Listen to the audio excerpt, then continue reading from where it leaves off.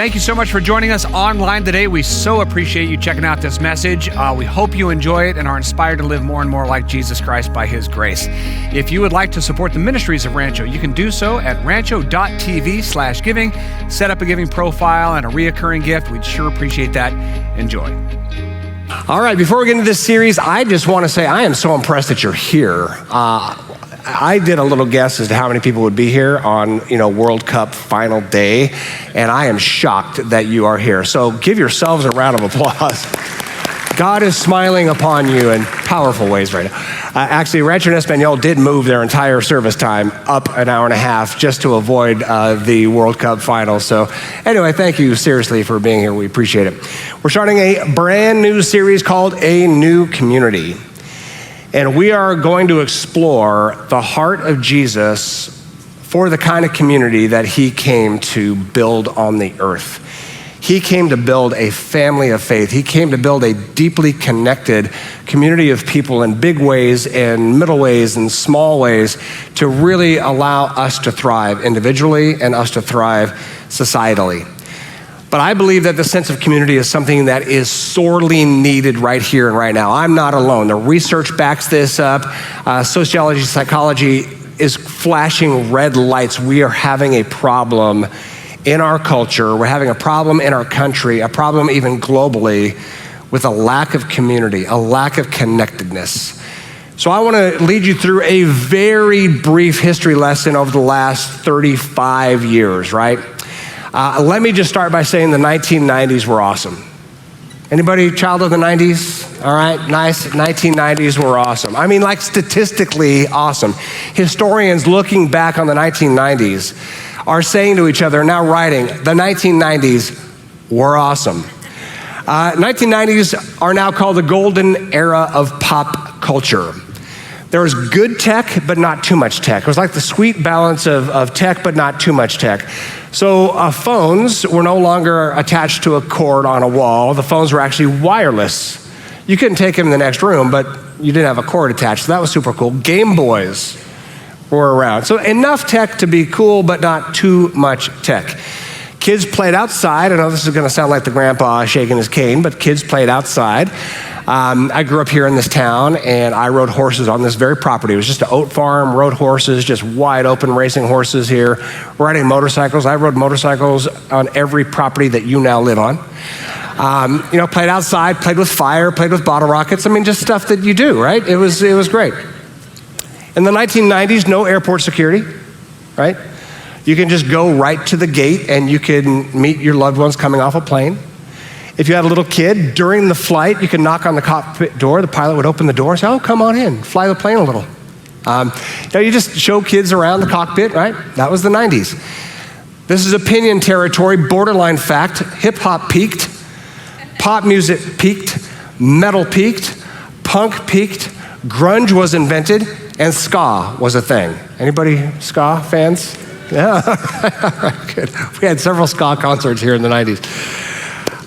If you wanted to go anywhere, you had to have a paper map in a car. Most of you are asking what a paper map is, but you had to figure out, kind of which roads to take. You had to wait for certain times that TV shows were on. So if there was your favorite show Thursday night at 8 p.m., you had to wait for Thursday night at 8 p.m. and sit down at that time to watch that show. You answered the phone not having any idea who was calling. It was just a wonderful surprise, right? You could do something kind of dumb, and it didn't live forever digitally for the entire world to see for all time and all space. You had to pre-arrange when you were meeting somebody, hey, I'll meet you at this corner at this time, and just trust that they were going to show up. And they would, because that's just how it rolled in the 90s. You're not going to believe this. Republicans and Democrats worked together in the 90s to do big things. You're laughing. It's like, no, cannot be. Yes. Not all the 90s, but there was a 3-year span in the 90s when Republicans and Democrats worked together, compromised to do big things, balancing the budget, big reform initiatives. It was crazy. Then came the year 2000. Let me show you what's happened in the last 26 years. Started with a Y2K freakout. Every computer was going to die when it went from 1999 to 2000. Of course, sadly, tragically, 9/11, followed by the war on terror. followed by the Great Recession, followed by the advent of social media that is now completely sucking us all into its vortex and algorithms, racial tensions, just story after story of horrific just violence and tragedies, increase in political hostilities, COVID, the advent of AI, which is kind of stressing the world out, now a war in Europe and a war in the Middle East. That's the 26 years of this third millennium or the 21st century. It's a lot. Now, if you're a fan of history, you would know that, yes, that's a big list and that's a lot of stress, but it is not what the early and middle 20th century was. That was a level of violence and tragedy and destruction that we hope will never be repeated in human history. But this is quite a list, right? And this list is my entire kids' upbringing. It's their entire upbringing is this list. And so anxiety kind of rises. There's an increasing sense of threat. So the 21st century is having an increasing sense of threat, which is creating an increasing sense of group threat. So we're kind of clustering, right? An increasing sense of group threat that this group is at odds with that group. This group needs to be protected from that group. There's an increasing need for safety and community because threat is rising in my own mind and in my own emotions, and this group is kind of against that group increasingly. That means I gotta be safe, and so I'm gonna be safe in my community, my people who are just like me. They look like me, they believe what I believe, they're my people, they share my politics, my views. We're gonna cluster in order to feel safe. That is, as we've detailed here in past messages, that is basic, standard, primal tribalism. It is primal tribalism. So we are reverting back. We had this little tiny period of the 90s where Republicans, Democrats were kind of getting along, where the nations were largely, not all, but kind of behaving and working together pretty well, and global trade, and we are reverting backwards very fast. So it's concerning that we're kind of going back to tribalism. We're going back to primitive thinking. The primitive brain is just flashing like, hey, there's threats out there. We've got to protect ourselves by grouping together. Evan mentioned Deuteronomy earlier, and Deuteronomy is an example of tribalism. It is an example of a group, a nation that gets together, same blood, same religion, and they're clustering against other nations and other religions. So the Old Testament is really kind of a lesson in tribalism. Deuteronomy 7:6. You are a holy people who belong to the Lord your God. Of all the people on earth, the Lord God has chosen you to be his own special treasure above all the people on the face of the earth. That is base primitive tribalism, right? We've got the best God, the right God. We are God's people. We are better than anybody else on the face of the earth, and that is identifying a tribe. Every people, every religion has their own kind of stories of how they're the best and how their God is the best and how they're better than other people. And that's how we still live largely today. That's how we still view the world largely today, is my views are right, my views are best, God is with me, and I don't know about them. It's that same primitive tribal brain. And here's how it works out again in the Old Testament, Judges 20. Then all Israelites were united as one. They were united around this idea that we're threatened by other groups, so we've got to cluster together. We've got to be united. The entire community assembled in the presence of the Lord. Warriors armed with swords took their positions in the assembly of the people of God. So all the Israelites were completely united, and they gathered together to attack. That's what tribalism does. I feel threatened. We're going to cluster. We're together. We're safe in numbers. Now let's attack, or we will be attacked. And so that is human nature. That is brain nature. And Jesus came to kind of push against that. Jesus came to free us from that. He came to free us from that primal sense of threat. He came to free us from this grouping and clustering and tribalism. But what we need as human beings is we need to know we have community. We need to know we belong. We need to know we're safe. The human brain is desperate to have a sense of belonging, a sense that we have our people, and that together we have each other's backs. Together we're safe. We have to have that in order to thrive. You might have seen this in Maslow's hierarchy of needs. Maslow's hierarchy of needs is not necessarily a science framework. It's just kind of it's a thought, right? That's pretty much all it is. It's a thought that humans have kind of a hierarchy of needs. And it makes sense. It's not backed by data, but it does make kind of intuitive sense that first we have physiological needs. If I am hungry or thirsty, nothing else really matters. All right, get food, get water. The second need is safety. If I don't feel a sense of safety, again, nothing else matters. But after food, water, and safety, what's the very next need? Love and belonging. We need community. We need people. We need love. We need to be loved. We need to love. That is like a base human need. We need people. We need community. And I believe we're wired to need community in three distinct ways. There's macro community. Macro community is like my big community. This is where I'm an American, proud American. It's one of the reasons we all love the World Cup is because we just get to enjoy nations just freaking out about their team and their country and their anthem and their flag and, singing their national anthem and tears running down their face and being goofy in public and dressing up and screaming at the top of their lungs. I mean, that is awesome. That is macro community. This is my nation. Macro community is also about, political party. I am a Democrat. I'm a Republican. That's a macro community. My religion is a macro community. Pick your religion. That's my group, right? My ancestry, for people who are interested in their ancestry and just kind of tracking their lineage, this is my macro community, the big stuff, the big identity. Then there's a meso community. This is the middle community, right? It's still big, but it's localized.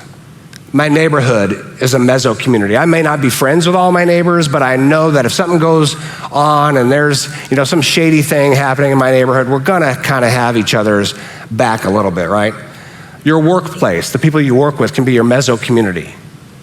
You may not be hanging out, for lunch every day, but you kind of are together. Your church is a meso community. We don't all know each other's, histories, and we're not all living life together in a deeply personal way, but the church, the local church is a meso community. And then there's the micro community. This is our small community. This is a small cluster. It could be my tightly knit family. It could be my close friends, we're friends for life kind of thing. You're solid people. They really know you. You can share your story with them. You can be open. You can share your fears, your faults, your flaws, your failures, and they're not going to reject you. You can celebrate with them, and they're not going to be jealous that, we're celebrating you. What about me? It's no, we're going to just wholeheartedly celebrate when you celebrate. We're going to wholeheartedly struggle when you struggle. These are my people. So there's macro, meso, and micro communities. We need all this. And ask yourself, what is your macro community, the big identity, the people you belong to, that meso and that micro? Do you have your people? Could it be just a handful of people? They're your people. You live life together. I've been doing a lot of years of study on what's called the sense of belonging framework. Sense of belonging framework. It is fairly new in the world of sociology and psychology, but here's the basic premise. That human beings are universally, meaning every human on the face of the earth, whoever was and is to come, needs a sense of belonging. Universally, fundamentally, and pervasively motivated by a need to belong, defined as a strong desire to form and maintain enduring interpersonal attachments. We need deep, enduring interpersonal attachments. That's why I believe the word community is the most important word of the 21st century. We are the most disconnected, arguably, that we have ever been in human history at this very moment. And there's a lot to blame on that, right? There's politics, there's technology, there's the kind of the addictive algorithms and the endless scrolling and all the stuff that just pulls attention away from interpersonal connection into these deep, dark places, right, of essentially isolation or faux community, fake community, right? We are as alone as we've ever been. We are as isolated as we've ever been. So I think community is the most important word of the 21st century. And it is exactly what Jesus came to bring. Jesus came to bring a new community, a deeply connected community that will satisfy every single human being on earth that is nothing less than the salvation of the world. It's not just the message of Jesus, it's the community that Jesus came to bring. Here's how he puts it in John 13:34. To me, it's the shortest, most beautiful expression of the kind of community that Jesus came to bring. John 13:34, so now I'm giving you a new commandment. One, love each other. Jesus gave us one commandment, love each other. Just as I have loved you, you should love each other. Your love for one another will prove to the world that you are my disciples. That's the new community in a few short, beautiful phrases. And these few short, beautiful phrases are utterly earth-shattering. Listen to what he says. He says, I give you a new commandment. Jesus was born in a system of hundreds of commandments, right? 613, depending on the count, commandments. From God to the people, these are the commandments that you follow. These are the things that God demands. You obey those commandments, he'll bless you. You disobey those commandments, he will curse you. Jesus says, I'm giving you a new commandment. That's blasphemy. Essentially, it's blasphemy. Because these commandments were given by God, and if some man steps up and says, oh, I got a new one for you, I mean, you're basically speaking the voice of God from the authority of God. And Jesus well knew this, and we know and believe that Jesus is the voice of God. Jesus is the authority of God.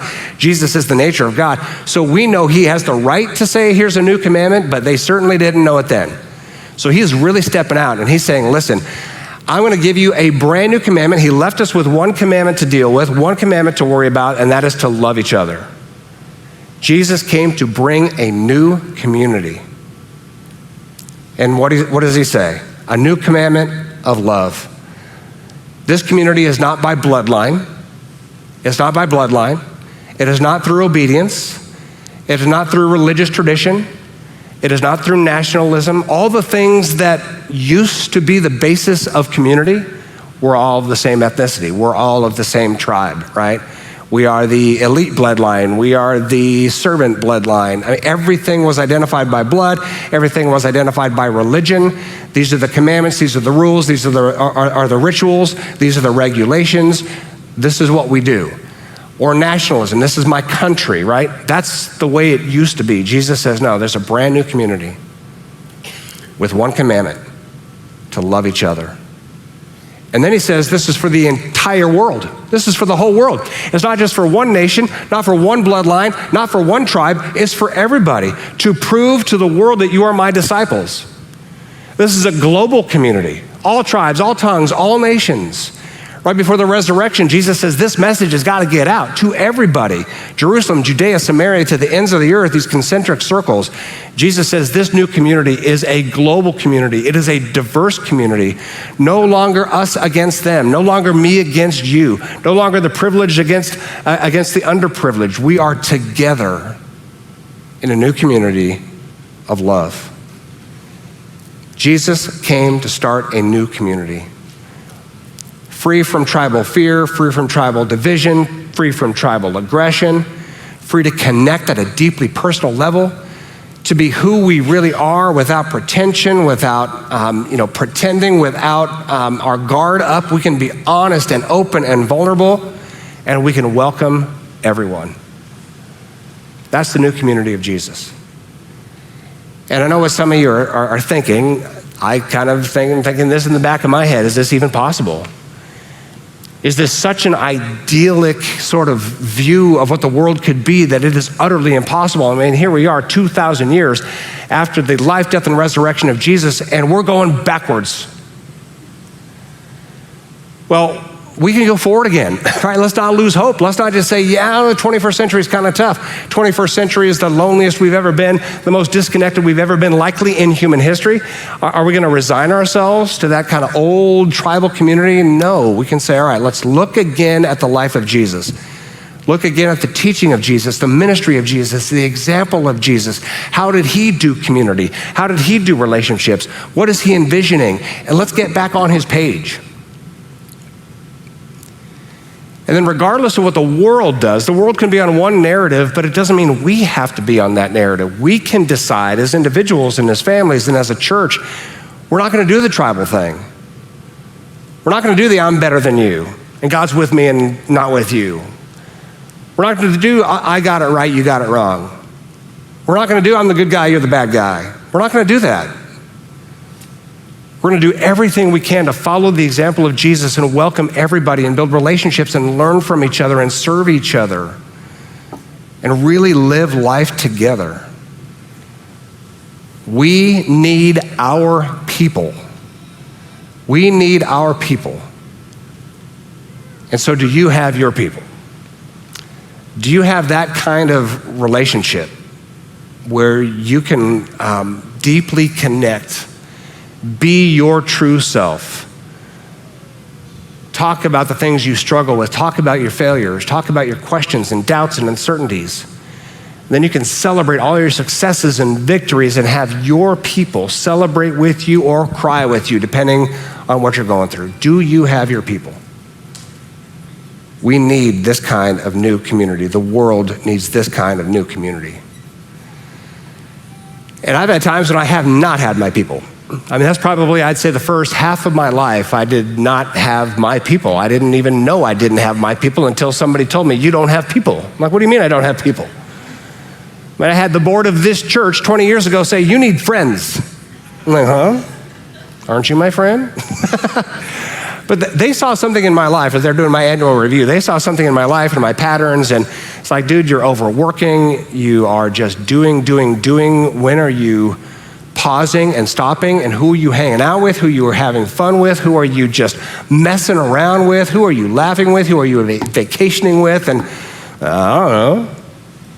Like, you need people, buddy. And they're right.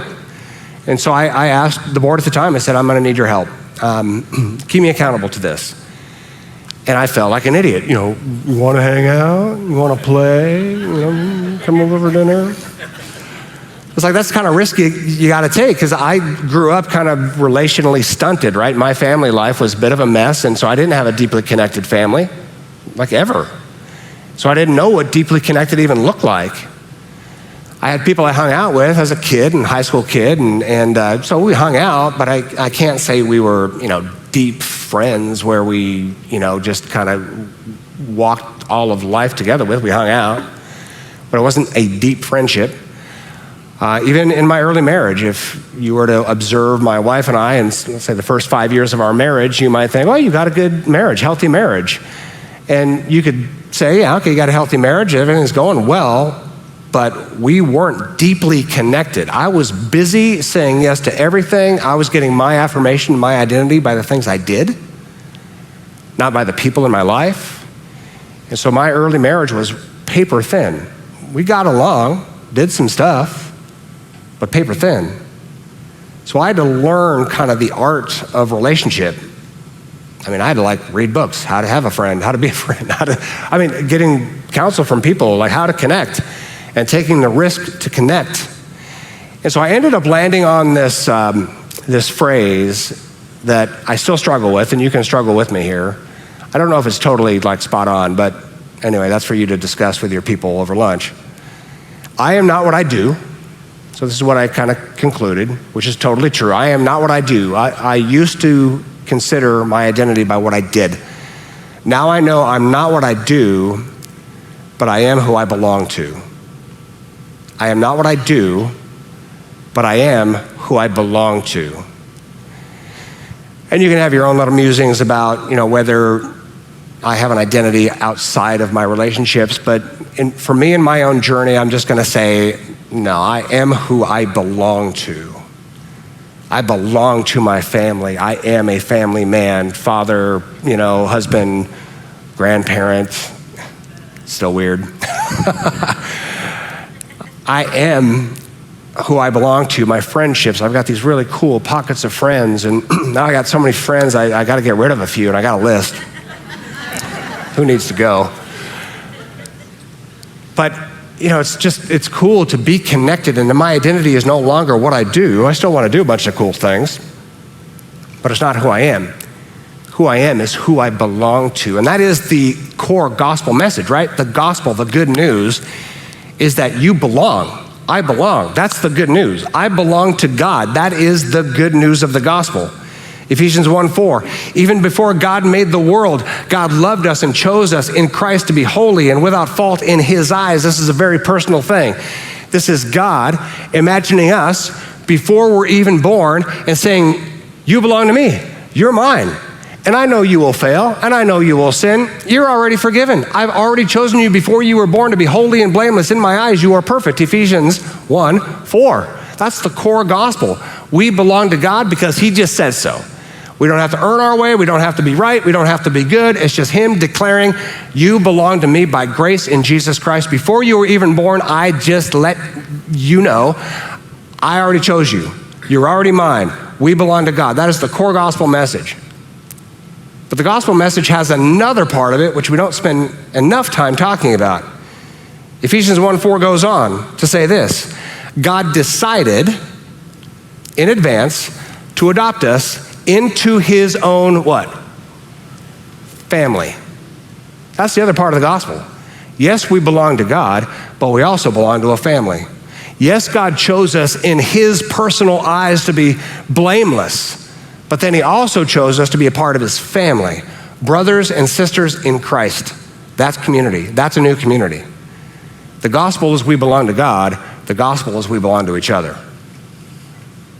And that sense of belonging is what really gets us to live, and I mean really live. The good news of our faith is not just that we belong to God, but that we belong to the family of God.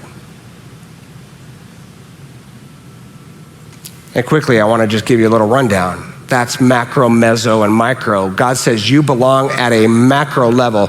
God says you belong to a community bigger than you even know. It is called the kingdom of heaven, right? You've heard of the kingdom of heaven? What is the kingdom of heaven? Matthew 6:10, may your kingdom come, may your will be done on earth as it is in heaven.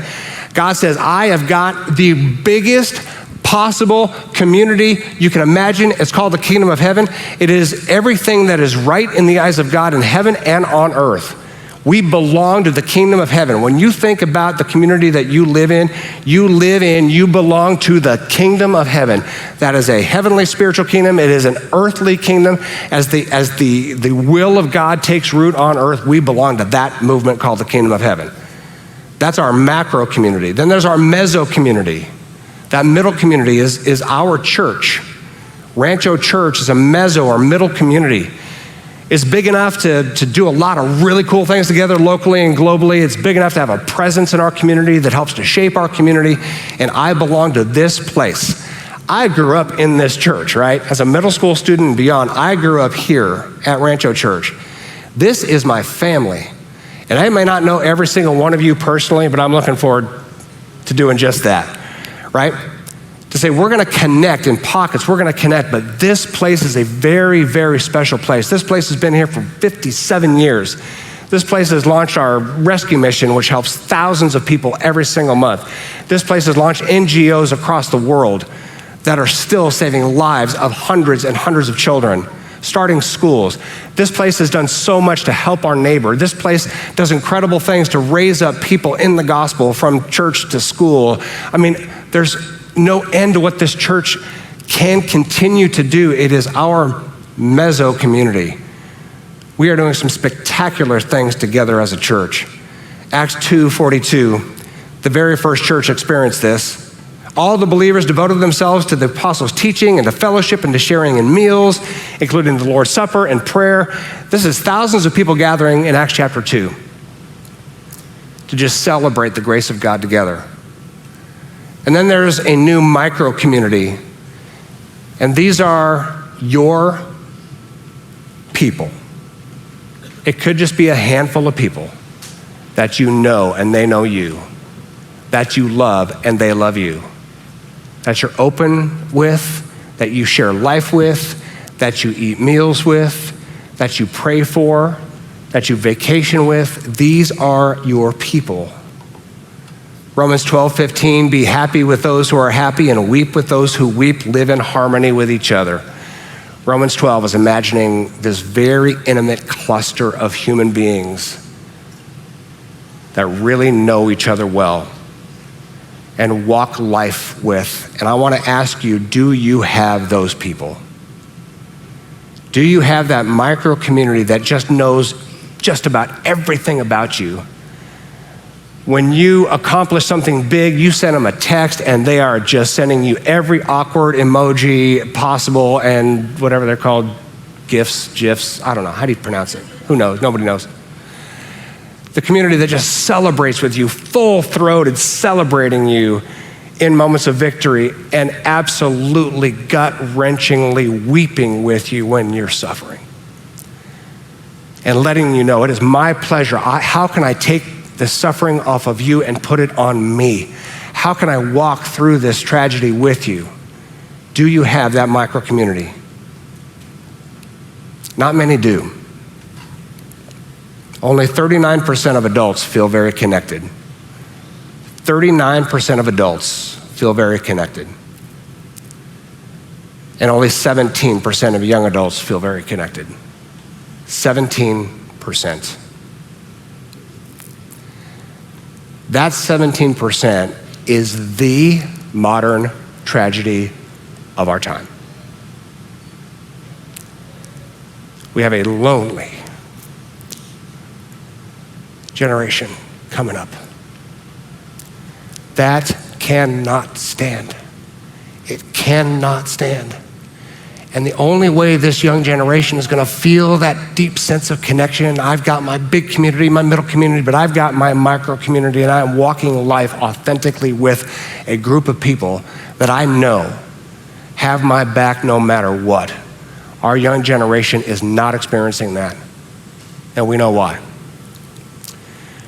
So we as the church have got to figure out how to get this ourselves if we don't have it, and how to pass this on to the younger generation. Because we've got to turn this around. Human beings will not thrive if they don't feel connected. And this young generation does not feel connected. So we're going to spend the rest of this summer and we're going to be diving in to the teaching of Jesus, the example of Jesus, the example of the early church, and how we can put that to work right now for every generation here at Rancho Church. And it's going to be, I think, a good, fun, invigorating ride. We're going to end on a song that is just encapsulating this idea. It's called Crowded Table. And we've done the song once or twice before, and it really does capture the heart of relationship, right? And the imagery is around a table, and that really is the imagery that Jesus left us with. At the Last Supper, he gathered his people around a table, and around that table, they shared the bread, and they shared the wine, and they shared this meal, right? And so what does this song mean to you? Yeah, I love the idea of just having the table kind of eliminate distractions. You know, like if you have these intentional family dinners where you have the TVs off, the phones are put away, you're forced to be eye to eye with your family, and you're hearing about their day, you're hearing about, or playing a game or whatever it is, you're learning more about them. This song talks about wanting to have a crowded table. So I'm not limiting this table. Everyone's welcome to this table, and I want everyone here connecting and creating this beautiful community. So just sit and enjoy this song and envision the kind of community that Jesus himself came to build.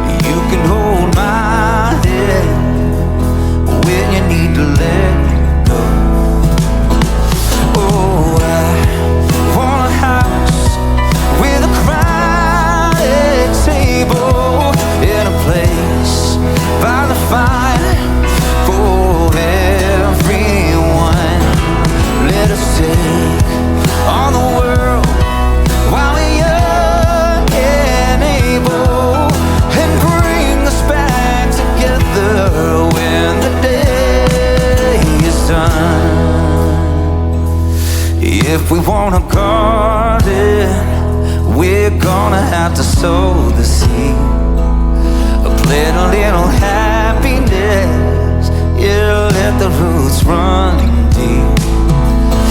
If